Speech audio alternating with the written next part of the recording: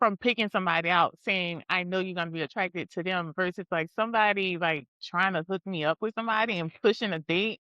Why you like this person Right. so much? And I have seen it several times where they really like that person. I think the benefit of that, though, if the people really do love you, your community, Mhm. and they love the other person that they're hooking up with, Interview all these people and they pick a group of strangers and they pair them off. And the first time they see that person is when they get married.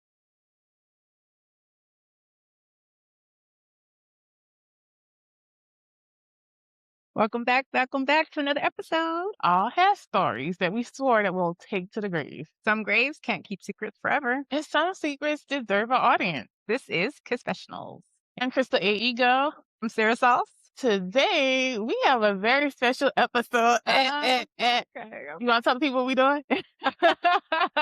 Pitch your friend. Pitch your friend. If you haven't heard of it, it's this company. It's in multiple different cities where you do a slideshow presentation and you pitch your bestie, you pitch your friend, and you talk about the qualities that they have to make them an awesome person to date and what they're looking for, and then hopefully you can leave with a date. So we about to see. We got there two you go. out Right, here. right. We're gonna pitch each other. Y'all stay tuned for clips of it, and it'll be a bonus episode. All right.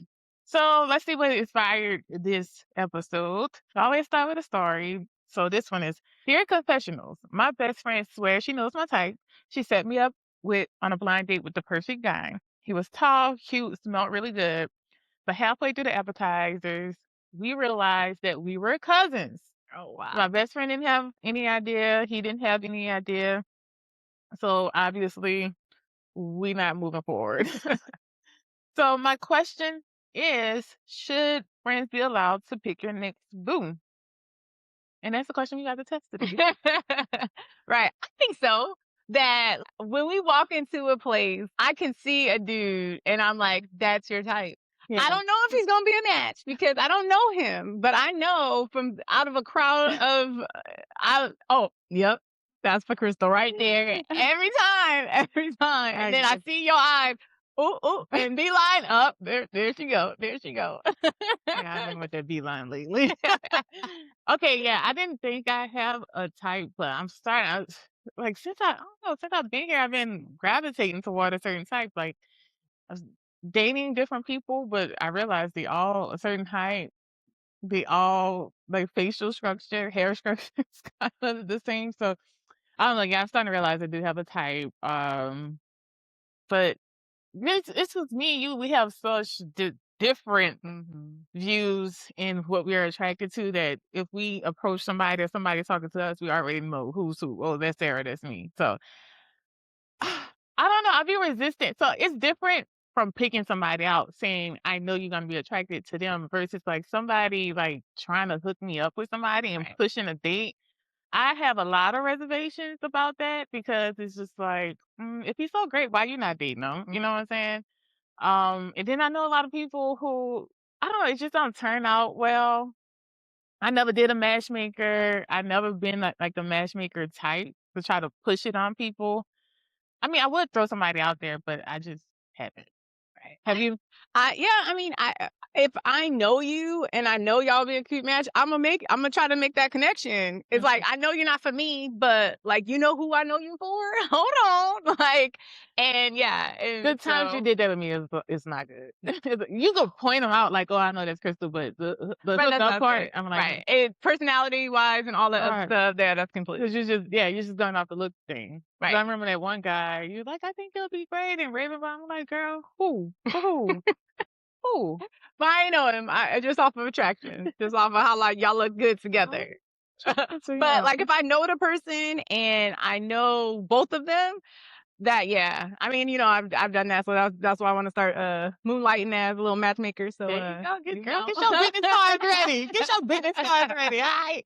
All right. So mutual accountability makes blind dates safer. They feel like, yeah, definitely it's Oh, a for lot safer than going online or meeting some stranger because you know him, you know his mom, you know what he worked, you got more people Mhm. involved in it. Yeah, I agree with that. Like you knowing the person or knowing someone, because I think that's a success rate too. Like of if a couple's friend, like, oh, this is my single friend, my single friend. Oh my God, you know what? They would be perfect together. Yeah. And the couples know each one of them, so they will know that. Oh, yeah, yeah. I think so too because of the group, like the friendship groups, finding I that. mean, if it goes bad though, they gonna choose one of y'all. It may Oh, not be you, because I've been. if it goes bad, they gonna be taught like, "Why'd you do this to me?"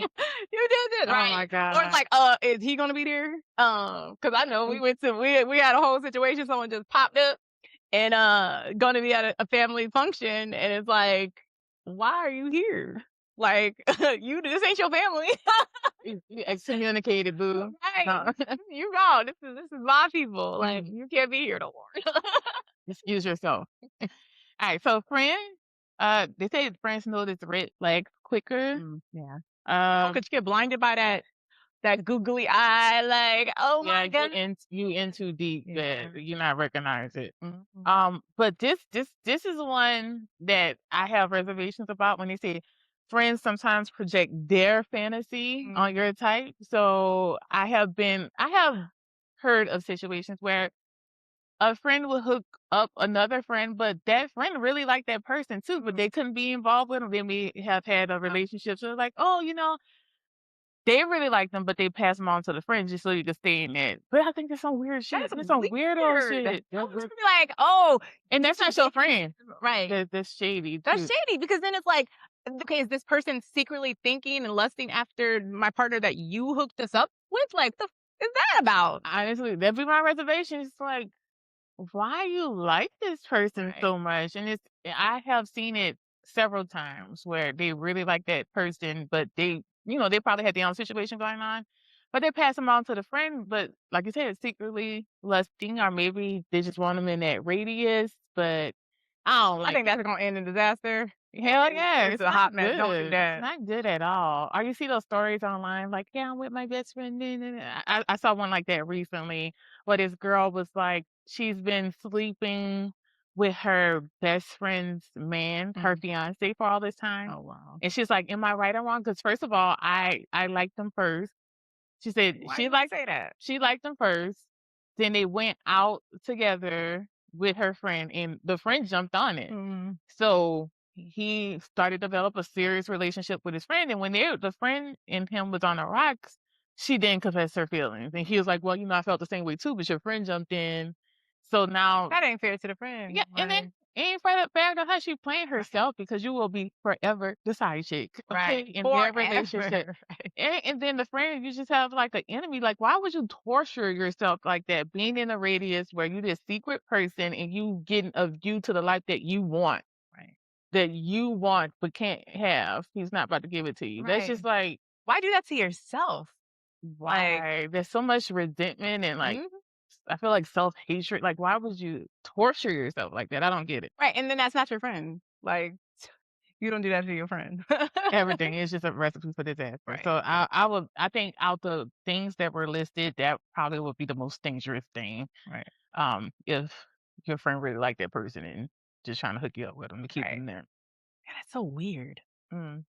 All right, this is the research is though. Like how successful are these things? Because you think about we're in America, so it's American culture to kind of, very individualistic. But in a lot of cultures, there are arranged marriages. There are your family and the community might have a say on who you're gonna marry. So the statistics for that is family arranged marriage or family assisted marriages, how successful they are. They said divorce rates are cited only 4 to 6% divorce rates.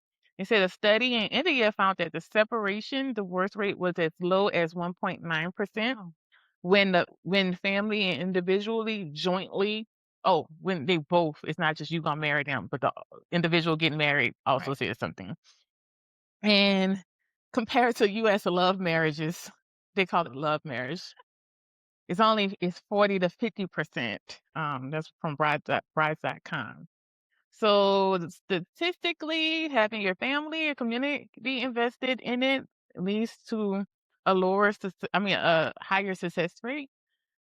But also, I think that's great too. I would appreciate more data of how happy Yeah, I was gonna say that piece too, or is it pressure to stay together Yes. because of the That's what I was leading community to. or whatever? A lot of people that I know who have it wasn't like arranged, but sort of kinda like the parents hooked them up, and those yeah, those didn't work out. I think I know only maybe one who is semi happy who's still Uh-huh. married, but like everyone else is miserable. If they're still married, they're Damn. miserable, or they're not married. Yeah, Anymore. it's kinda like staying together for the kids. It's Right. like staying together because you Your don't family wanna gonna be disappoint respected. your parents, you don't wanna disappoint your community or your family, like I can see both sides of it, that it could be like really good, but it could go really south. I think the benefit of that, though, if the people really do love you, your community, mhm, and they love the other person that they're hooking up with, they know you mhm, and they know what you need or what you want and mhm. what you desire. And it's like, and if y'all have a good connection, then I think that would make sense. Yeah, hooking up for the right reason versus trying to get that diary, trying to get that money, like, "Girl, we going to the highest bidder. Right, right. Forget your feelings." Right. Yeah, you can't love him. Hold on, you gotta love somebody You else gotta love 'cause somebody you gotta make rich. that money, right? Ain't no love people. It's so horrible, it's so horrible. Like, friend introduced relationships, this finding, so that was family. Friends introducing 39% of Americans been set up by a friend. They said 1 in 5 blind dates, setups become at least a 6-month plus relationship if your friend hooked you up. And 62% of one poll says that friends choose better than they do. Like they trust their friends to choose better than they do. I'm like, okay. I wonder if that's if what influenced. I think it's Facebook dating app, right? That Hmm. you can send someone to like find your person for you, Yeah. and so Even then what maybe we that doing tonight, picture yeah date. That's the whole premise of it. Your friend probably gonna know. Well, I don't know if the friend is picking, but the friend is selling you. yeah Oh selling. my God, this how a slave auction. It's Oh on taker. no! So funny that. That's a little bit different of Right, like, it is. It is. right, you might be a better because you may be fixated on your type, but your friend or your matchmaker or Mhm. whoever it is may know a little bit more of like, this is what you're really looking for. You may say you That want this this and is what you need. but this is really yeah, and then it could go good, like if Mhm. it's a good match and the person is who they say they are, and yeah, Okay. I could see that. All right. Well, speaking of like, well, this was from pop culture, right? So what I think of when I hear this episode is Married at First Sight. Mm. So the premise of that show is a group of experts. There's a sex expert, a relationship expert, a pastor, religious guy there. They interview all these people and they pick a group of strangers and they pair them off. And the first time they see that person is when they get married. Mm. So there's a commitment off that. And they said What's these that? are real marriages. And I really wanted to look up the rates, like the success rates of Married at First Sight. So Married at First Sight, they have had about 17 seasons, 64 couples were matched, 12 still remain together. So that success rate is 18.75%. And I hear that um there's 13 kids amongst the 12 couples that still Oh remain wow. together. Yeah. So yeah, about 18%. I think it's really hard at first sight because you may think that someone's attracted to that, and if you don't know them or know their type or what they're physically attracted to, because Uh, that could be the thing. It's like this person, yes, but it's all the qualities are great, but I think men may be more of it that because face they're so stuff. visual creatures. I know that it's like females. I think you can grow to love them. Look at Yeah, that that might have minute. been with the first. 'Cause so that I think that one couple is still together from the first season. She saw him and cried. She was just not attracted to him, but as she got to know him, all those traits like shine through. So I know that they were married for a long time. I would have to check to see if they're still married, but they had kids and everything. And she came back to host a show with, sometimes he popped up, but that was one of the successful ones. Yeah. So yeah, it's the you're Would you not do a if show you're like that? because women no. I couldn't because if I'm not physically attracted to you, like Mhm. I gotta be somewhat attracted to you. Because if I don't find you attractive at all, like it's really hard to True. like True. force myself to be like, especially intimate and all this like you got me met. Like I can't. stay in your face. Right. And my face, a lot of times my face show all my emotions. So that's why I couldn't be like a sugar baby or what to somebody I don't like. 'Cause Right, my it's face your would be face, like, okay, right. Mm-mm. and I try so hard to hide my face, but it You don't work. can't. People I could think things in my head, and people be answering me like I said it out loud, and I'm like, I didn't. They just, I was like, I didn't say that, but But they your like face answering did. my face must have. And I know how bad it was to like some of my coworkers were saying that too. They're like, your face just showing.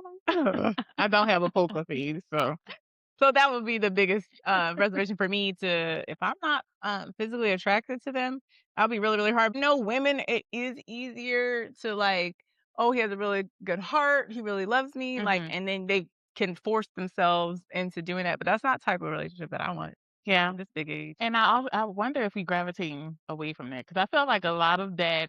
Okay, I'm going to be with this person because I'm not attracted to him, but he's a great provider. I think a lot of that because of the dependency that was forced upon women back in older days. I talk about this a lot, how much we're detaching from, having to be dependent on someone and kind of like put up with things like, okay, they don't look good, but they're a great provider and all this other stuff versus, women who are more independent now and they can make this selection based on things that they actually want and not Right. have to settle. No, I want the looks, the money, I want all of it, and I wonder how much we'll detach from that. Yeah. Yeah, I think with this generation especially, are choosing not to have kids and getting married, like Mm-hmm. that's a huge one. And so, but yeah, they're not conforming to societal pressures. Yeah. Okay. I like it. I like it. I am so excited about what happens tonight and see if we get us a match based on how well we pitch. We gotta practice too. Right. So we'll drop our pitch deck. We'll drop our pitch deck. We'll also have a bonus episode of how the entire night goes, so you could see firsthand of what it's like to pitch your friend on a date. And maybe it's something that you want to try out with you and your bestie. Try that out. But Right. so we'll leave you with this final advice. If you are going to be set up in any type of way, whether it's your family or friends, you should try to pre-screen this person. Get some information about how old they are, job. I know it'll still be a blind date, but you can get as much information as you want without ruining that. Pick a public spot. You still don't know this person. Your friend does, but you still don't know this person. Have a safe word or have your friend like on standby just in case you need to get away a little quickly. And then, Little text emoji. yeah, and then make sure you give your friend a follow up. You don't want them to keep setting you up with the same type of Right. person and have the same awful you know what I'm trying to say. Yeah. Y'all know what I'm trying to say. If that's the case. So, hey, this is what I like. This is what I don't like. If you choose to hook me up again, I need you to come correct. Okay. Right. All right. So that concludes Another episode. of KissFessionals. Hey.